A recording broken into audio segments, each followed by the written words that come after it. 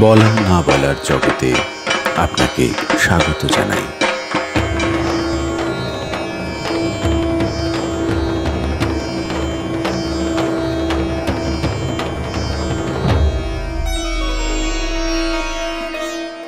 দণ্ডি কাটে অনেকে, মানত করে। আগে নাকি বুকের রক্ত দিয়ে পুজো দেওয়া হতো। অজস্র গল্প আছে। এতদিনে শাক্ত সাধকদের বংশ, যেখানে পঞ্চমুণ্ডির আসন আছে, একটা বেলগাছ ছিল বিরাট। সেই বেলগাছটা মরে গিয়ে আবার একটা বেলগাছ জন্মেছে। ওই যে বাড়ির উপরে দোতলার যখন ঘর, দোতলার উপরে ছাদ, বাবা, জেঠু, এমনকি বড়দা, আশপাশের বাড়িতে যারা থাকতো, মতিদি ওখানে থাকতো, তাদের কাছে শুনতাম তিনতলার ওপরে এই যে আমাদের দুর্গা মন্দিরের সামনে ছোটবেলা থেকে শুনে আসছি, ওখানে একটা বিরাট বেলগাছ ছিল। ওই বেলগাছে ব্রহ্মদত্তি আছে। এবং তাই নয়, সে যে ওপর দিয়ে হাঁটতো, জানি না কিসের শব্দ, কিন্তু নিজেদের মধ্যে আমাদের ওরকম চাঁচি হতো, গায়ে কাঁটা দিয়ে উঠতো। 18 পাড়া গ্রাম মানকর, 18 পাড়া গ্রামে একটি পুজো। সেই পুজোতে প্রত্যেকটা পাড়ার অংশগ্রহণ ছিল, একটা ভূমিকা নেওয়া ছিল একটা ব্যাপার, এবং এখনো পর্যন্ত তার রীতি রেওয়াজ চলে আসছে। বিভিন্ন পাড়া থেকে বিভিন্ন জিনিসপত্র দিয়ে যাওয়া হয়। কেউ দুর্ব ঘাস দেয়, কেউ শিউলি ফুলটা দেয়, কেউ মালাটা দেয়, কেউ চাঁচিটা দেয়, কিন্তু দিয়ে যায়। আমাদের বিজয়া দশমীতে জোড়া পুঁটি মাছ ছোট ছোট ঘুম থেকে উঠেই দেখছি বারান্দায় নামানো। তারপর আমরা সিঁদুর তেল দিই থাকতে, একটি কাপড় নামিয়ে রাখি যাত্রা করার জন্য। হ্যাঁ, যে যায় তাকে একটি শাড়ি দিতে হয়, আলতা দিতে হয়, এবং সেই পুঁটি মাছটা আমরা প্রত্যেকে ঘুম থেকে উঠে দেখতে পাবো বলে এমন জায়গায় রাখা থাকে যে ঘর থেকেই আগে উঠে কিন্তু দেখতে পাবে। এটা আমাদের বিজয়ের যাত্রা। ষষ্ঠীতে শেষ মাছ খাওয়া, সপ্তমী, অষ্টমী, নবমী পুরোপুরি নিরামিষ, আর দশমীর দিন সকালবেলা ওই পুঁটি মাছ দর্শন। তো প্রতিবারই দেখি যে ঘুম থেকে উঠে দরজা খুলে বাইরে কলা পাতার উপর পুঁটি মাছ সিঁদুর মাখানো অবস্থায় রাখা রয়েছে। কিন্তু প্রতিবারই ভাবি যে সেটা দিয়েটা যায় কে, অত ভোরবেলা আসেটাকে।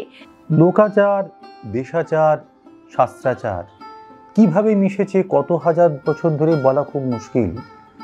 সিঁদুর খেলা, এই সিঁদুর সিন্ধু সভ্যতাতেও পাওয়া যায়। সিঁদুর দান, অর্থাৎ সিন্ধু সভ্যতাতেও কিন্তু এই সিঁদুর দেওয়া নারী মূর্তির মতোটা ইঙ্গিত পাওয়া যায়। তার মানে গোটা পূর্ব প্রাচ্য, তাতে সিঁদুরের ভূমিকা আছে। সকালবেলা ঘুম থেকে উঠেই যেই সানাই বাজতে শুরু করে, আমরা একবার ঠাকুর দালানে ঘুরে আসি, দুর্গা ঠাকুরের মুখটা একবার দেখে আসি। তারপরে এসে সকালবেলার কাজ শুরু হয়ে যায়। আমরা জলখাবারের দিকে যাই, আবার কেউ কেউ ভোগের ঘরে চলে যায়। যারা ভোগের ঘরে থাকে তারা আবার এই দিকে জলখাবারের কিছু ছোঁয় না। মানকরে গিয়ে পুজোর মধ্যে পুরোপুরি ঢুকে যাওয়া, মানে সেটা ভোগ রান্না থেকে শুরু করে আর সবার সাথে সিঁদুর খেলা, সেগুলোর মধ্যে মানে এতটাই বেশি একাত্ম হতে পারা যায়, সেই অভিজ্ঞতা কলকাতার পুজোয় সম্ভব নয়। কলকাতায় তো বেশিরভাগই বারোয়ারি পুজো, অনেক লোক, পার ডে 300-350 লোক। তারপর ছোট ছোট বাচ্চারা, নবমীর দিন প্রায় 500 লোক হয়।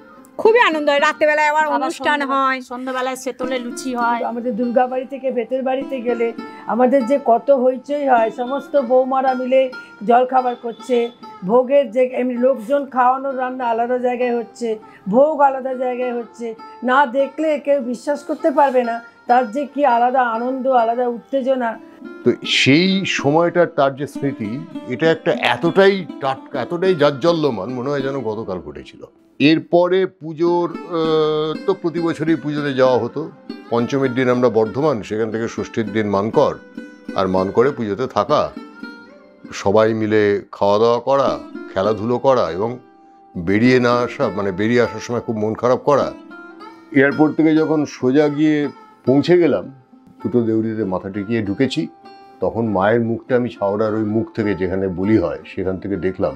দেখে যখন সেই মুখটা, যখন আবার ওই শৈশবের ওই মুখটা, কৈশোরের মুখটা, যৌবনের মুখটা, আর সেদিনের সেই মুখটা, সবটা তো মিলেমিশে একটাই মুখ, একটাই তো তার ছাঁচ। স্থির ভব দেবী, স্থির থেকে থির, থাড়ব, অর্থাৎ দেবীকে নিয়ে যাবার আগে গ্রামের সমস্ত মহিলারা একে অন্যকে বরণ করেন, শুধু দেবীকে নয়। মৃন্ময়ী দেবী ওই মুহূর্তে যেন গোটা গ্রামের প্রতিটি নারীর মধ্যে সঞ্চারিত হয়ে যান চিন্ময়ী সত্তায়। সিঁদুর খেলা নবমীর দিন সমস্ত জায়গায় হয়, কিন্তু আমাদের ওখানে হয় না। আমাদের বিসর্জনের দিন, দশমীর বিসর্জনের দিন আমাদের ঠাড়গো বলে। একটা থালাতে তাতে পান, সুপুরি, মিষ্টি, সিঁদুর, তেল নিয়ে পরপর সব মেয়েরা দাঁড়িয়ে একে অপরকে পড়ায়। যখন আমরা ঠাকুর দালানের সামনে থাকি, মাকে তখনও বার করা হয় না, ওখানেই থাকেন। ওটা একটা অদ্ভুত অন্যরকম ব্যাপার, কোথাও দেখিনি, ওখানে প্রথম দেখি। আমাদের বরণ হয় না, যেহেতু বউ এলে বরণ হয়, কিন্তু যেহেতু আমাদের বাড়ির মেয়ে বলে আমাদের বরণ হয় না। এটা কিন্তু আগে কখনো কোথাও দেখিনি। এটা নিয়ে আমি অনেক জায়গাতে মানে অনেককে বলেওছি, সেটা সবাই ভিডিও দেখেছে, আত্মীয় স্বজন, বন্ধু বান্ধবরা। পাড়ার লোকেরা নতুন বিয়ে হয়েছে, ওই গোটা ভরতাজ পাড়া কেউ কিন্তু তার বাপের বাড়িতে যায় না। প্রত্যেককে জিজ্ঞেস করবেন, তারা এমন একটা জিনিস মেনটেন করে যে পুজোর সময় তারা কোথাও যাবে না। এই জিনিসটা, এই পুজোটাকে দারুণভাবে বাঁচিয়ে রেখেছে। আমরা শহরে মানুষ, সেজন্য শুনেছি যে দশমীর দিন মন খারাপ হয় খুব। আমরা যখন বিসর্জন দিতে যাই, বিসর্জন দিয়ে দেউড়িতে বিসর্জন দিয়ে তারপরে আমরা যখন ফিরে আসি, তখন ঠাকুর দালানের দিকে তাকিয়ে দেখি এত ফাঁকা লাগে, এত মন খারাপ হয়, ঠিক বলে বোঝাতে পারবো না। বলা না বলার জগতে এমন নানা কাহিনীর হদিশ থাকছে। অনুগ্রহ করে চ্যানেলটি শেয়ার, লাইক এবং সাবস্ক্রাইব করুন।